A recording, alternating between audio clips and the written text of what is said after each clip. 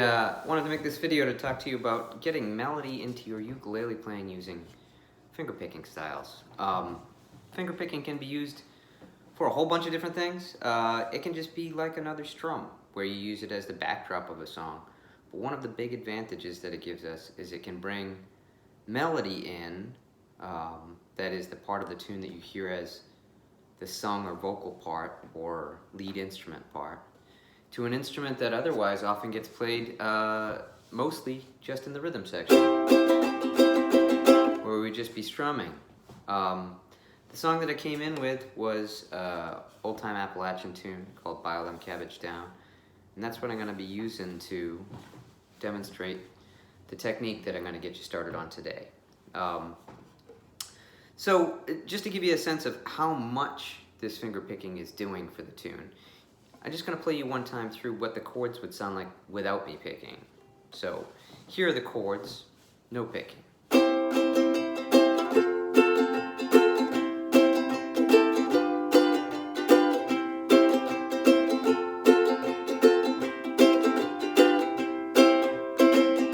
So that's no particular strum, that was just any old strum, but no other strum is going to make it any more melodic than it already is when I put it that way. What I need to do is I need to find those melody notes, and I need to put them in a position in the picking pattern where they're gonna sing the tune to me while I play. So here's a simple 2-finger pattern version of it. I came in with a bunch of different picking patterns, but in the simplest pattern, just this 2-finger pattern, I suddenly have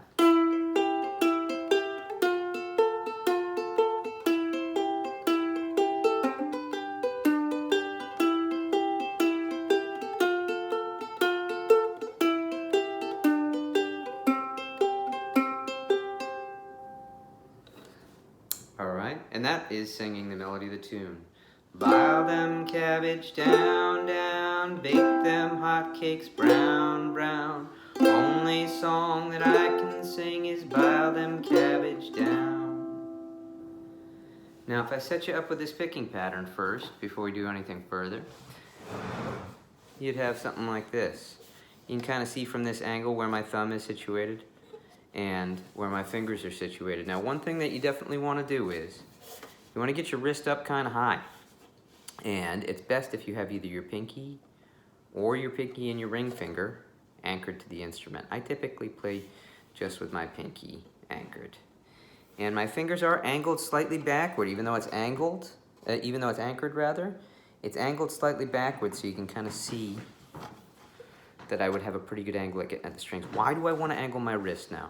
Because if I'm coming with my fingers straight out like this, they're very clumsy coming across the strings. But if they're bent back like this, I'm actually kind of picking slightly, you can see it here, like 45 degrees upward at the string. And that makes all the difference in getting the notes to sound without plucking too hard and without getting that kind of feeling that you're in your own way. So the picking pattern works like this. I'm going to start on the second string, that is second from the floor. That's universally known as second string, but it can be confusing. So second string from the floor. I play the thumb, and then I play a finger. You can use your index or your middle. I tend, when I'm playing 2-finger, to use my middle finger. All American traditional finger picking styles use these 3 fingers exclusively. Classical music and other styles of music use more than 3 fingers, but this claw is the basis of all of our traditional American picking styles. So you're going to pick the thumb and the finger of your choice. I'm going to stick with just middle finger, and I'm going to have the thumb, and then I'm going to have the middle finger play the first string. And then the thumb is going to go back to the string that is closest to your chin. On most people's ukuleles, this will be tuned as a note that is an octave higher than what it's expected to be. So it's a higher pitched note. This is called a reentrant tuning. So we have our thumb, our finger, our other thumb on this higher pitched note that I'm going to call the drone, because in our picking, that's what it's serving as. It's serving the same purpose as the drone that you hear in bagpiping music, that constant hum in the background, or the 5th string that hangs partway off a banjo, which is just there to do the same thing, to ring in the background with one steady pitch. So I've got my thumb, my finger, my drone, and then I'm going back to the finger. And that is all. That is all for this 2-finger pattern. It's very simple. Thumb on the second, finger on the first, thumb on the drone, the fourth, the closest to the chin, and then the finger again. And I'm gonna just start doing that. And you can see that I'm kind of giving it a little swing. I want to lean into that first thumb a good bit because that's my melody. This is the part that you're going to hear sung as the tune. That's string 2, 1, 4, 1, 2, 1, 4, 1.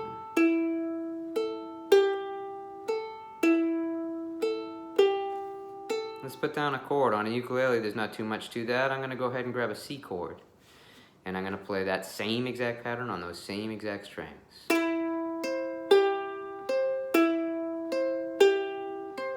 Sounds a little bit different, but it's still not obvious that there's going to be a melody. So let's talk about breaking it into measures, adding some more chords in here, start putting together our phrases.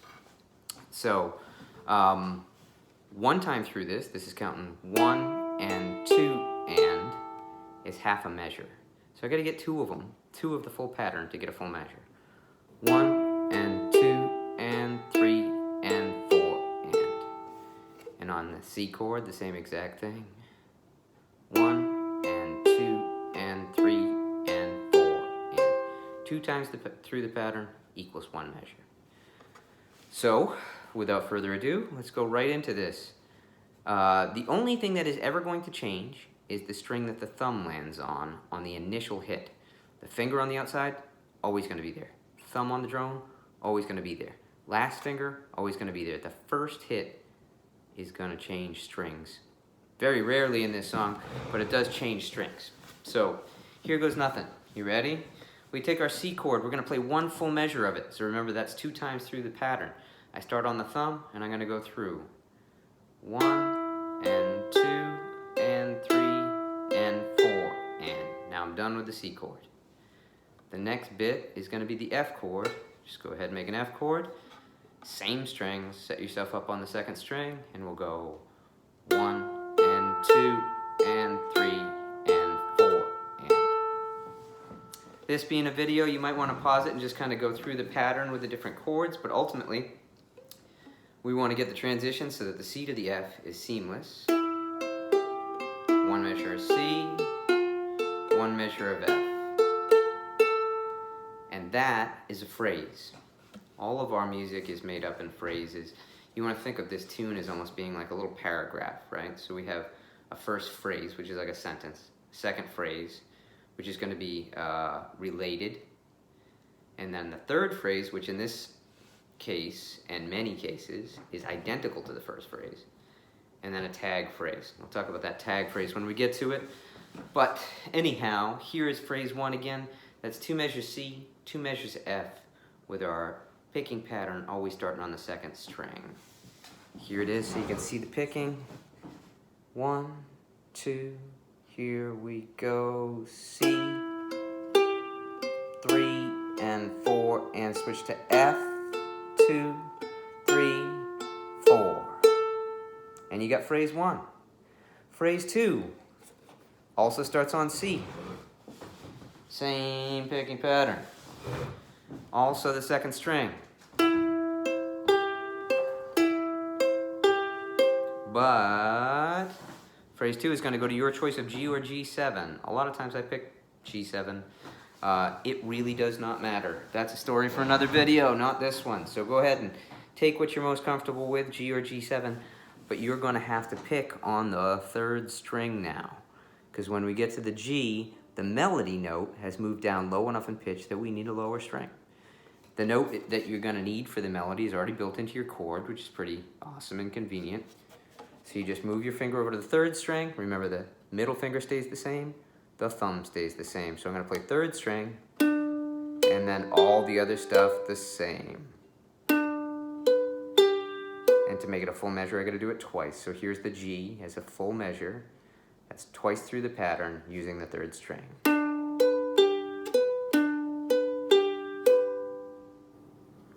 So let's talk about that second phrase as one continuous thing. Here we go, second phrase. I've got C, starting on the second string. G, starting on the third string. One measure apiece. Let's do that over here. I'll give you a count in. You can try it with me. And you can see my picking pattern and my angle. I'm going to tuck my fingers back here. I don't do that from a practical playing standpoint, but just for your own visual reference. Starting with the C, 1, 2, 3, 1 measure C, 1 measure G or G7.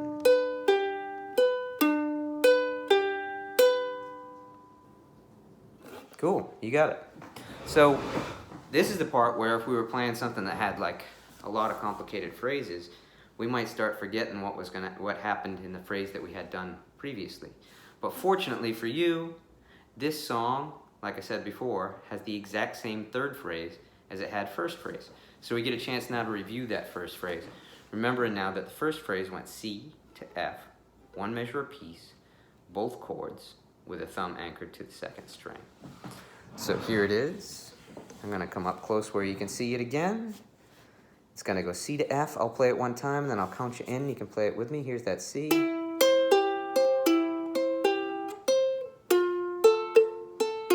there's the F. And we won't be pausing between the two chords now that we're going to get an actual pulse to it. Here it is on the count of 4. 1, 2, 3, 4. Second string again, but this time on the F.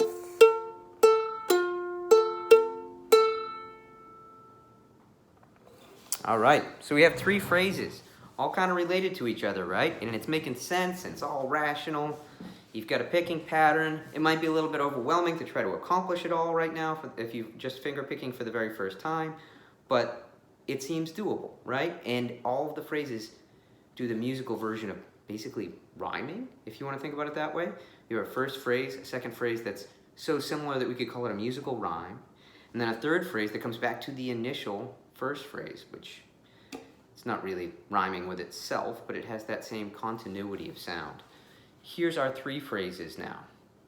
1 measure of C, 1 measure of F, both on the second string. 1 measure of C, second phrase goes to G on the third string.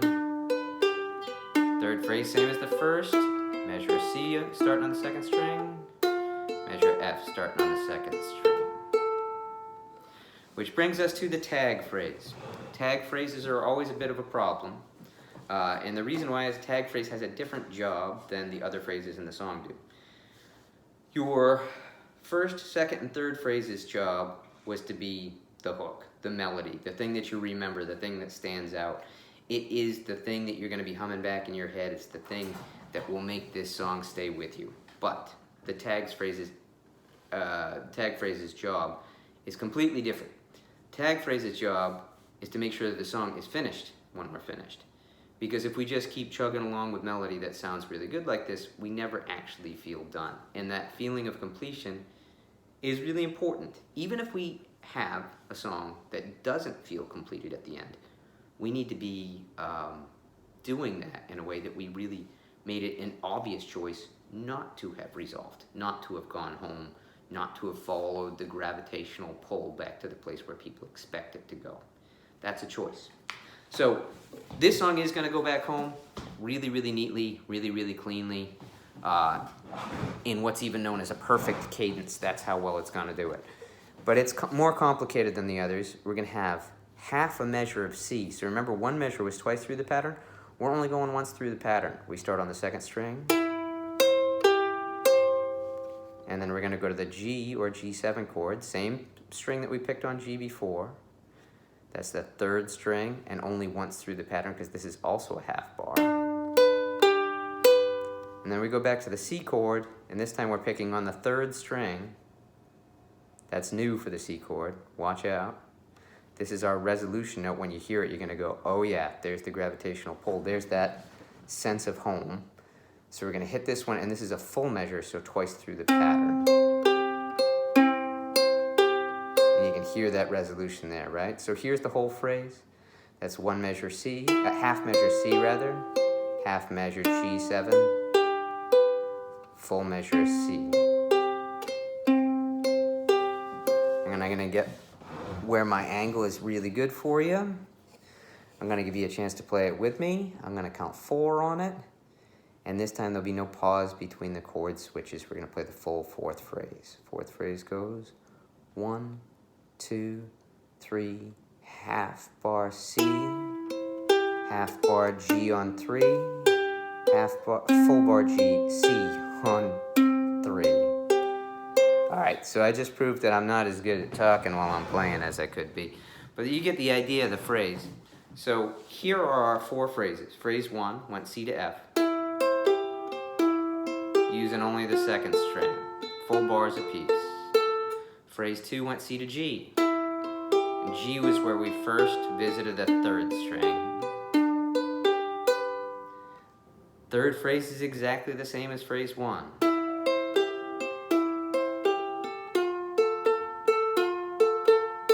And then we had that tag phrase, which is its own special thing because it needs to resolve. It needs to make us feel like we are done.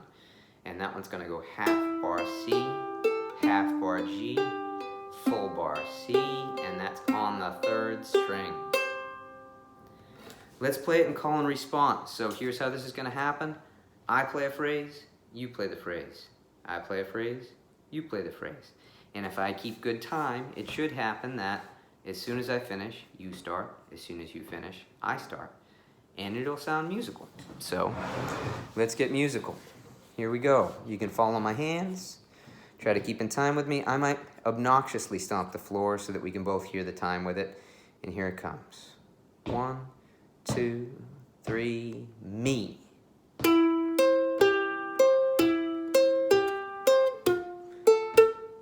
And you.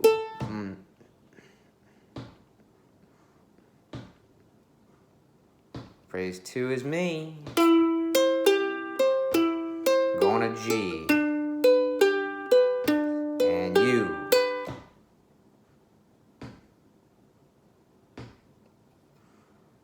Phrase 3, same as phrase 1.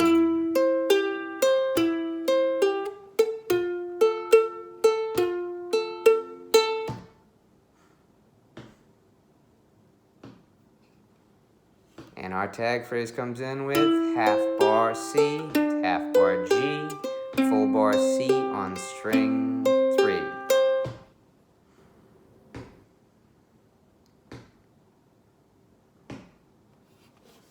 Cool. And when you've got it, you can play it not in phrases like that, but read through the lines like you would a good poem, right? And we're going to play through all 4 phrases. And we'll have something that sounds really melodic. Without those little snafus. And once you've got this down, there's a million finger picking patterns out there. This is a very simple 2-finger pattern. We could be playing roll patterns. This is forward roll.